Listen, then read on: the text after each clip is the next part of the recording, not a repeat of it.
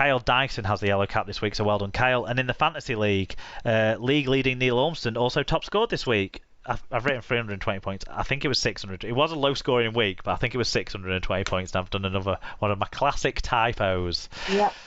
Right, that's Super League covered, obviously, with some of the off-field stuff and wanting to dig a bit into that race for all the final positions. We've gone a bit longer than usual on that, so we're probably going to whiz through the other results now.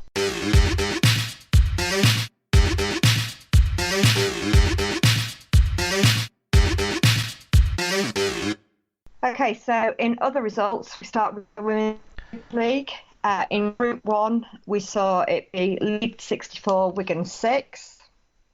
Yeah, Leeds showed the class. Georgia Roach showed her class. Wigan are an experimental side that have got some players out, so it's understandable that they're still working things out this year. It's more a development year, I feel, but Leeds are right there, bang on. What I would say is Zoe Hornby, I don't think there's a second rower in the world of rugby league at the moment who's got a better nose for getting through a gap than she's got. They did bring on, I think it was Barnes, a forward called Barnes in the second half, who tried to emulate her and did all right for Leeds. But yeah, exceptional line running and hole finding, and Leeds were definitely the better side. The other young halfback whose name escapes me, who was playing in place of Courtney Winfield Hill, I thought she was pretty decent. Her goal kicking was strong, but I thought she was good at getting close to the line, and weren't she? I thought she was decent as well. I'd never heard of her before, so.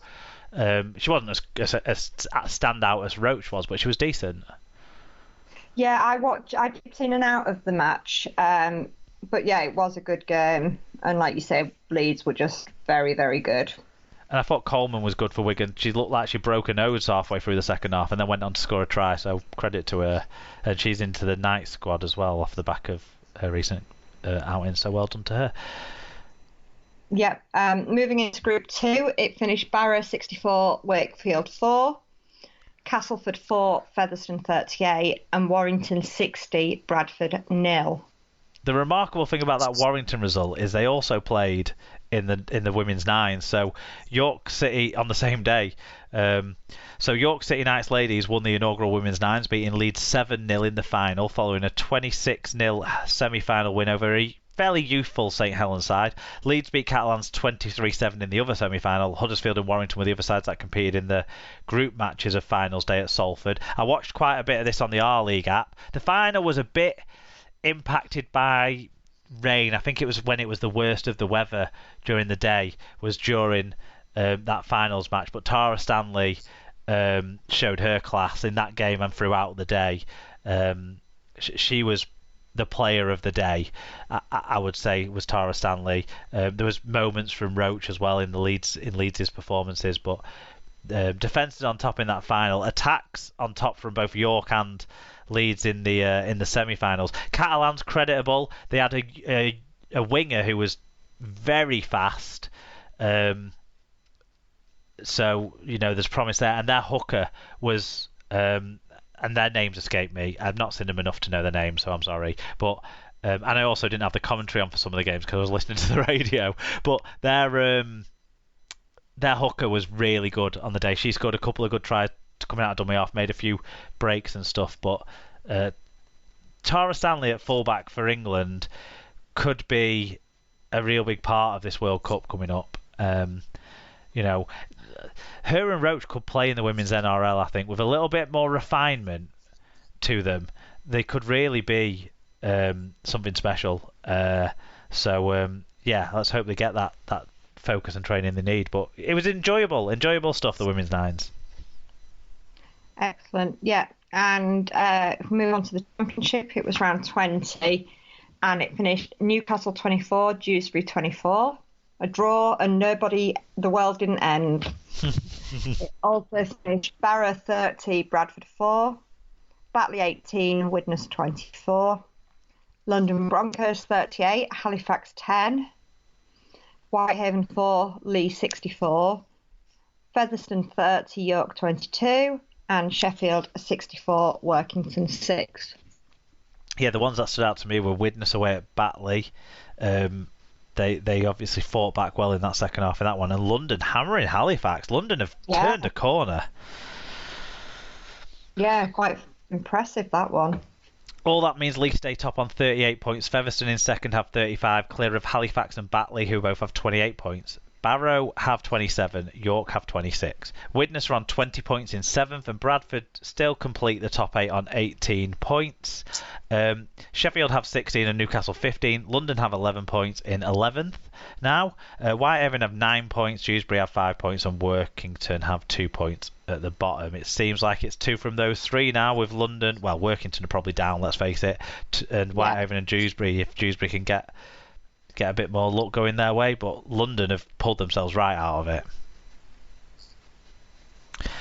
Some news from the Championship, and Leigh have been making ridiculous signings all year, but one of the biggest signings they've made, right behind Blake Ferguson, I think, is the signing of PNG superstar, is how it was positioned by Love Rugby League. Lachlan Lamb. They've signed him until the end of 2023. So the 24-year-old has made 31 appearances for the Roosters since making his NRL debut in 2019. However, he hasn't played for them this season in the first grade, but was brilliant for PNG, wasn't he, in the internationals the other week. Joins his dad at the club, but I think that's a really good signing. Yeah. Very, very good signing. And when you look around, there's clubs in Super League that need a halfback. Your club, Castleford. These are clubs that need to bring in Warrington need to bring in a halfback mid-season. Lachlan Lamb could be playing at any one of those. I think he's good enough, far good enough, and he's at Leigh. Yep. The make way for that was York signing Ata Hingano on loan from Leigh on immediate effect, and actually they've agreed a 3-year deal with him from next season as well. So the 25-year-old will join on a long-term deal at York after that loan move, the Tonga International. And Cass winger Sasaya Feki has returned to Sheffield on loan for the rest of the season as well. Okay, in League One it was round 16 and it finished Cornwall 10, Swinton 44, West Wales 0, Oldham 38, North Wales 36, Hunslet 26, Midlands 6, Keighley 54, and Rochdale 32, London Scholars 14. Yep, all going, I think, as expected there. So Keighley stay perfect on 30 points from 15 games. They're very close to securing promotion now. North Wales are on 24 points, with Swinton and Rochdale both on 22 points. Doncaster have 20 points and Hunslet have 17 and 6. Then the also-rans, Oldham have 9, Midlands and Scholars have 6, Cornwall and West Wales have 2.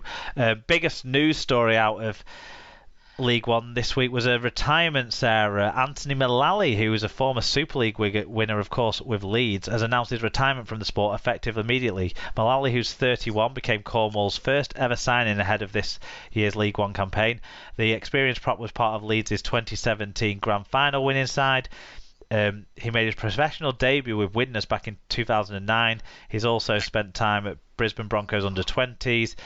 He's played for Huddersfield in 2013 before moving to Leeds in 2016. He also spent time with Toronto Wolfpack and AS Carcassonne before becoming Cornwall's first ever signing back last December. And he represented Ireland at both the 2013 and 2017 Rugby League World Cup. So a bit of a blow for Ireland as well there, I suppose.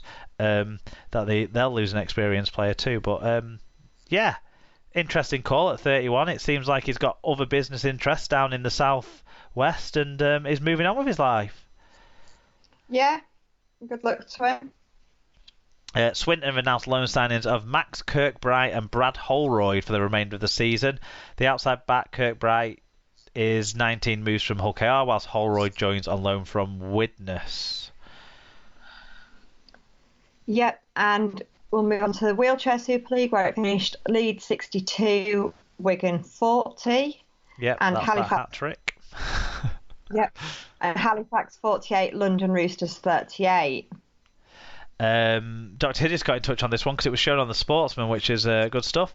A terrible start had the Roosters down 18 in the first quarter. That they won the last 3 quarters is remarkable given their consistently slow play the ball, but the partnership of Lewis King and Joe Coyd were on fire. How the fuck are you supposed to tackle Jeremy Borson? Yeah, he's a rangy fella. He just insanely flexible and strong, an absolute monster. My recommendation to the England team for the World Cup, drug his croissants. plan. Yeah. You don't get caught. In the NRL, it was round 18, and it finished the Eels 14, the Broncos 36, the Dragons 20, the Sea Eagles 6. It was the Knights 12, the Roosters 42, the Raiders 26, Warriors 14, the Panthers 20, the Sharks 10, the Rabbitohs 24, Storm 12, Bulldogs 36, Titans 26, and the Cowboys 27, West Tigers 26. Yes, if you're into your NRL, the Cowboys-West Tigers game had a very controversial end to it, where the bunker stepped in on a captain's challenge, I think, that maybe the game was already over at that point, and anyway, it helped swing it the Cowboys' way. West Tigers are all up in arms about it because it means they can't make the playoffs, but they weren't fucking making the playoffs anyway, West Tigers fans. But I'm sure all the NRL podcasts out there will be having lots of chat about the end of that match this week.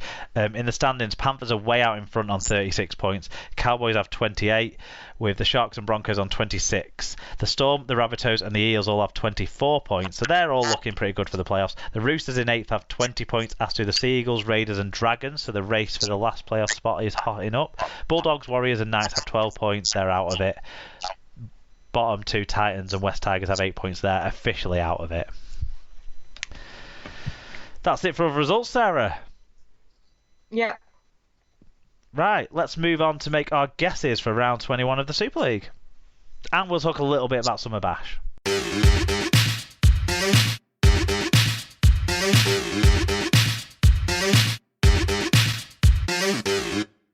So, round 21 of Super League starts on Thursday night. Sky selected Wigan's match against Hull Kingston Rovers. 8 p.m. kickoff for that one. I'm going to tell you who Hull KR are going to be without, because Love Rugby League put an article up today that kind of summed up the whole picture of this with their squad, and I'll read this out and it'll tell you the story here. So KR will be out without injured forwards Dean Hadley, Lewis Johnson, Kane Lynette, Matty Staunton, Albert Vette, Tom Garrett and Frankie Halton, who apparently season might not be over, so that's positive, and Corbin Sims is suspended. And then in the backs there are injuries for Sean Kenny-Dowell, Ryan Hall, Mikey Lewis, Brad Takarangi, Jimmy Kinehorse and Jordan Abdul. This means that youngsters Zach Fishwick, Harvey Moore, never heard of him, Connor Barley, never heard of him, Charlie Kavanagh, Connor Moore, never heard of him, Will Tate and Felix Laulu Tongagai come in for Hull KR. As for Wigan, Matt Peters named an unchanged 21-man squad. As you do. What a difference. I mean, obviously, he'll want a reaction, Matty Pete will, to that Leeds defeat, but there's so many players out there for Hull KR and so many young players that will have to be drafted into the 17 that I think, one, a reaction from Wigan, and two, understrength from Hull KR just means that Wigan should win this one. I'm going to go Wigan by 24. Yeah, I mean, it could easily end up being a bit of a blowout, actually, for Wigan, couldn't it? In the same way that it was when we played you after you had lost to Saints at Magic. You know, with Rovers having to play a lot of young kids. I'm going to go Wigan by 20. Pete did suggest he was going to make some changes to the 17. I really hope Sam Halsall plays in the right centre position. I think he needs a chance. He's earned a chance. I wouldn't be super shocked if Abis Miski didn't play and French didn't go to full back and Field back into the halves, and maybe Cust miss out because he pulled him off, didn't he? Cust in the Leeds game. He doesn't look super fit yet, but we'll see what he does there. Wigan will win comfortably though, I would hope. Friday 7 p.m. Toulouse versus Hull FC. Massive game, I think, for the relegation race and for the playoff race. I'm finding it hugely difficult to pick Hull FC to win any games at the moment. On the basis of assuming Ashwell Bott is able to play, I'm going to go Toulouse by 8. Yeah, I mean, to be fair, I'm finding it fairly hard to pick Hull. But I'll go Hull by 2. That is a very unconfident prediction there. Look, I almost think Toulouse